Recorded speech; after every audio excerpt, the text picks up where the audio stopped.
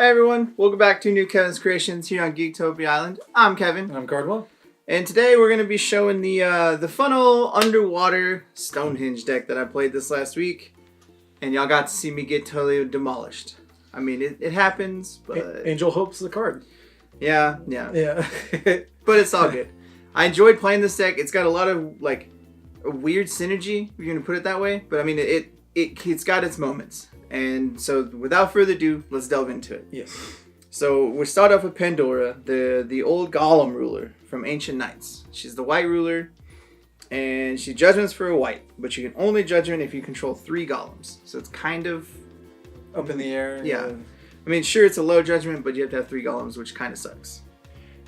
She's got Energize White, and you can pay 0, and target golem gets mobilized. Play this ability only once per turn. Which is the sad part, but... The golems itself make up for it. Yeah, it's still okay just doing a 0 for mobilize because it gives you at least something to do with the golems for free. Yeah. Because they do have mobilize that you have to pay for and for those that don't know, mobilize is you have to pay to attack or block. And so if 0 is free. Yeah. Done. And when she judgments, she turns into a 10/20. So that's pretty good. Yeah. And the golems you control are mobilized, so they can always attack or block. And then damage will be dealt to a golem you control. It's dealt to this card instead. So she actually protects her golems, so it makes them harder to get off the field. Oh, yeah. And then you can pay 4, and golems you control get +4/+4 until the end of turn. So I never really had the chance to do that because Angel Hope was like, hey, you're dying. You're just dead. Or 2 of them back to back. I mean, it's pretty sweet when it happens because your golems are just like, hey, I'm big. But being able to protect your dudes so they don't die from combat damage is pretty insane. Oh, yeah. Alright, with that, let's go ahead and get into the golems themselves. Let's do it. It's the first one, Magic Light Warrior. It's 1-drop 6/6, mobilize 1. That's all he is. He's just a little 6/6 for 1. I mean, yeah, we know how good a Majin Dark Elf is a 6/6 for 1. Yep. I mean, it's got swiftness, so it's kind of got its betterness, but still a 1-mana 6/6. Exactly. The next one, Magic Sword Warrior. It's a 2-white, 8/6 first strike, and mobilize 1 as well. So, what's better? Make it 1 more mana and give it first strike. Yep. Awesome. And buff him up a little bit, putting a sword in his hand. That's quite good. Next up is actually one of my favorites of the golems, is Magic Soldier of Time. He's 2 mana, a blue and 1, and he's a 7/7 with mobilized time mana. And whenever he attacks or blocks, you draw a card and then discard a card. So this dude actually was really, really helpful in this deck just because you're like, play him turn 1 or turn 2 with Energize if you have it. If not, so be it.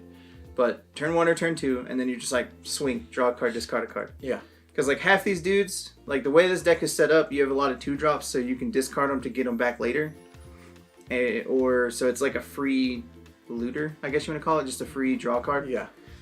Or you can discard cards that you have extra of that you don't need, like when you draw 3 of the same stupid card in your hand and you're like, oh, this golem's terrible, get rid of it. Just be like, and the fact that it does unblock as well, so you can hold back and, I don't, he's like the main reason why I would think blue needs to be played. Yeah. Because I think that is so strong. And he's a 7/7, so that stops most of the good creatures in New Frontiers right now. Yeah. Alright, the next one is Magic Electric Warrior. He's a little strange one. He's 1 and 1 blue, 8/8 for 2, so that's good in stats. Solid. Mobilize 1 blue. This card is mobilized, gains whenever this card attacks or blocks target J Resonator, as long as the weather is Thunderstorm. Now we have ways to set that up, but if you do get there, that's really powerful, especially if you block. Yeah. Like you block, you have to tap him, but then you tap their other attacker. Yeah. Or just another dude. Yeah, he's just super good because he's essentially got 2 different ways to mobilize. Mm-hmm. You can either pay for it or it's free as long as it's Thunderstorm for you. So he's pretty legit. Like, I like him. I didn't get to see much of him, but he's really, really good. Next up is a Bubble Golem. And this dude's actually pretty cool. He's 2 mana for a 10/10. I'll take it. Mobilize for 1 colorless. And at the end of battle, if he attacked or blocked, you destroy him. Or you banish this card, so you get rid of him at the end of combat. Yeah, which is, if you go super aggro with this, it's actually not too bad. And to help, bring him back, we do have Valkyrie of Mercy. It gets all your golems, which is pretty awesome, besides the big daddy one. But it's 2 white, 1, 6/7, enters the battlefield, put a Resonator with 2 or less cost on the field. So yeah, all those golems we just talked about, it can get any of them. Yeah. So, like he was saying, you're like, turn 2 Bubble Golem. Turn 3, swing Bubble Golem, take 10, it dies, play an ear, it gets back. Yeah. I don't see anything wrong with that, because, I mean, that's essentially the same kind of mana they did for the Black, White, Blue, and Brunhild deck with the Patchwork Golem, or Patchwork Frankenstein. Yeah. But it's the same idea, but you're just playing blue-white. So you're just like, hey, swing, do some damage. It's pretty good. And then the final Golem of the deck, the main of actual, like, Resonators. Let me get his name. He's got a huge name. Oh, yeah. Ultimate Magic Warrior Gear Atmos. So he's 7 mana for 20/20. So he big dude. And he mobilizes for 3. You may banish 3 golems rather than pay this card's cost, which is cool. And then when this card enters the field, destroy target resonator your opponent controls.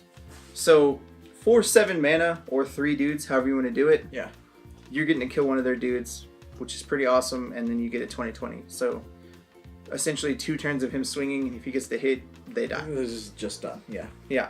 He's big and awesome, and his promo card is amazing. Yep. But that's really what he's got going for him. You don't want too many of them because he kind of bogs it down if you get too many of them. Yeah. But sacrificing 3 golems that you can get back with an ear seems good. Exactly, and they're all low casting as well. Uh-huh.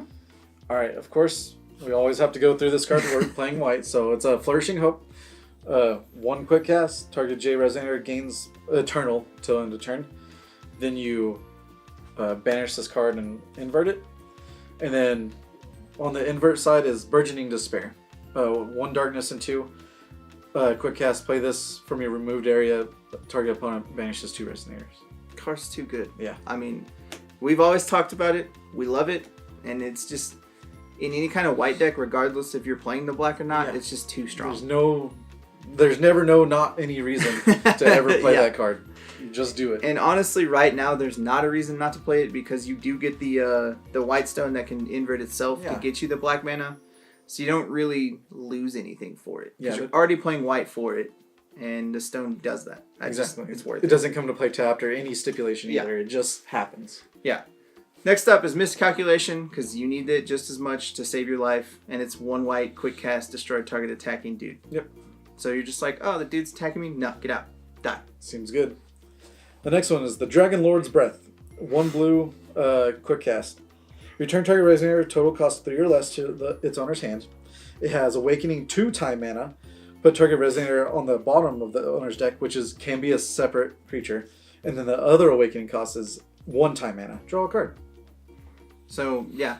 1 blue and 3 time is put 2 dudes away and draw a card. Yeah. Or you could just pay a blue and a time, and then you put a dude back in their hand and draw a card. So it's essentially a way to protect yourself and gain you free card advantage, which is always great. Yeah. A cantrip that turns the death clock away is pretty awesome. You're just like, hey, put that dude away. And then the other one puts it like at the bottom. Yeah. So you're just like, oh, that dude's away forever.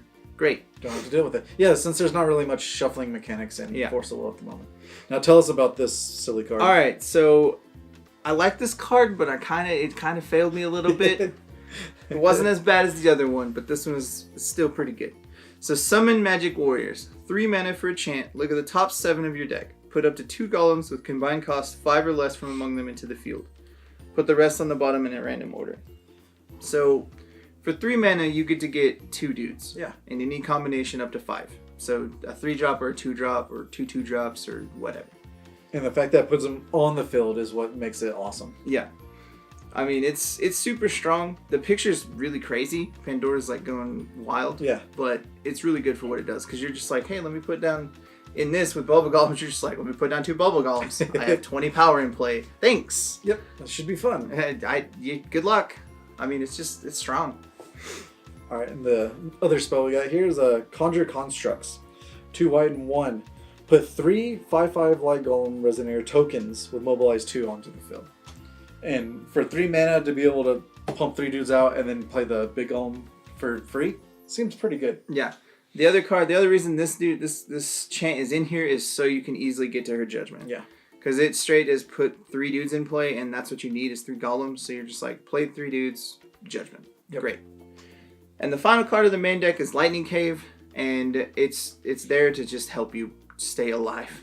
Yeah. But it's 1 blue and non-blue Resonators lose swiftness and can't gain flying. So they lose flying and lose swiftness. and you can tap it to give the weather rain, or you can tap it again, and if the weather is rain, the weather is thunderstorm. Yeah. So that's your way. If you have 2 of them, you can first make it rain, and then you make a thunderstorm, and then you allow that magic electric warrior to mobilize for free. And otherwise, it's just there to protect you, because the swiftness is a big thing right now, because Majin Elf and Whole Pig and all those dudes are just everywhere. And flying is a thing. All the Valkyries and Angels. Yeah, Brunhild is all about flying. And I mean, y'all watched me get beat down by flyers because I couldn't stop those angels to save my life. And that's why you play test. Yeah. So you play the tested deck and figure out what the weakness is. Yeah. But we found out that we definitely need lightning caves, because it gives this deck enough that they can power back through it. Because if I was able to block his angels, it would at least make him think differently about attacking. Yeah, exactly. In that whole thing, you got to see Cardinals just like, swing dudes, because you can't block me. Thanks. It happens, but it's what it is. The stones, they're relatively simple. We've got 4 of the Magic Stone of Time, so it adds 4 blue, or it adds 4 blue and 4 time total. But if only a stone could add 4 blue. Yeah, I know, right? But it is at a blue or at a time. That's essentially what it's there for, is the Dragon Lord's Breath, and in the sideboard, the extra time card. And then we have 3 of the Magic Stone of Hope, which normally adds a white, and when you Judgment a Ruler, it inverts. So when you Judgment Pandora, it inverts itself into the white or black stone. So it's your way to play Burgeoning Despair. That's what it's there for. Yep. It's just all the black you need, because you literally only have Burgeoning Despair in the deck for black, so you don't need more than 3 of them. Yeah. We have the 1 Water Magic Stone, because a lot of the deck is blue, so you need the extra blues. And then we have 2 of her Pandora Stone, or the Mysterious Magic Stone. Ooh. And it counts as a light magic stone and adds a white, where you can pay a white, tap, banish this card, target golem, or return target golem from the graveyard to your hand. I had an argument just a second ago about this card. I think it should be different. Yep. Should be a little bit better, but yeah, we won't get into that. Yeah. I mean, it's okay. Yeah. But we have some honorable mentions. First up is Keys' Call, because I mean, you gotta have the Q Dolphin. Yep. And it's just a great card for what it does. So blue quick cast, cancel target automatic ability of a Resonator, draw a card. It's just so good. It's just a cute little right. That's not broken. Yeah, you're just like, oh yeah, no, don't come and play, do things. I don't want it. Next up is Magic Warrior of the Coast. 3 mana for an 8/10 with mobilized blue, and it is a golem. When this card enters the field, reveal the top 3 cards of your deck, put a golem from among them in your hand and the rest in your graveyard.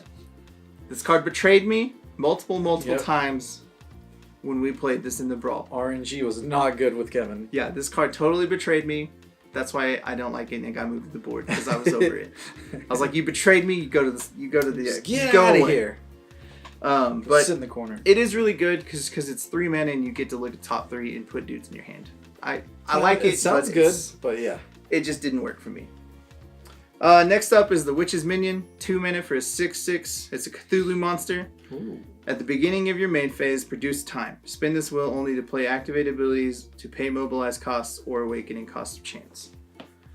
So it counts as a time mana, but you can use it to mobilize your colorless dudes or your time mobilizes. So like, it helps the big golem mobilize, it helps Bubble Golem, it helps the Magic Soldier of Time. It helps all kinds of these little dudes mobilize, because it's just either colorless or time mana. Yeah. And because it states that it can be used for mobilize, that's why it works that way. And then the final card for time we have is the Distortion of Time, which is 1 blue chant. Look at the top card of your deck. You may put it on the bottom, draw a card. And it's got Chrono Break, pay a blue, a time, and 1. Remove this card from your graveyard, and your opponent skips their next untap step. So it's essentially there to stop the aggro decks, or to catch them on the tempo. Yeah. Like, that's what it's there, is just to stop their tempo. Because if you have a decent board, you can just be like, hey, don't untap next turn. And they're tapped out, you're just like, great, I get to do what I want on my turn. And then hopefully you just flip Pandora at that point and then just swing in. Yeah. It's there just to help save your life. And you can only do one of those in the whole game, because it's a God's Art, but it's worth it on the turn that it happens. Overall, though, the deck is actually a lot of fun. I mean, I got beat down really hard, but it is super fun. And it's got a lot of synergy with the ear and bringing back 2-drops. And I think it'll be a lot better the way the changes that we made to fix it. Definitely. But we'll have to try it again. Don't worry, you'll see it again in another Brawl. But thank you guys for joining us here on Geektopia Island. We hope y'all enjoyed it and have a wonderful day. Goodbye. Also, guys, make sure you hit that like button, subscribe to our channel, and if you want to keep up to date on all of our future content, make sure you tap that bell.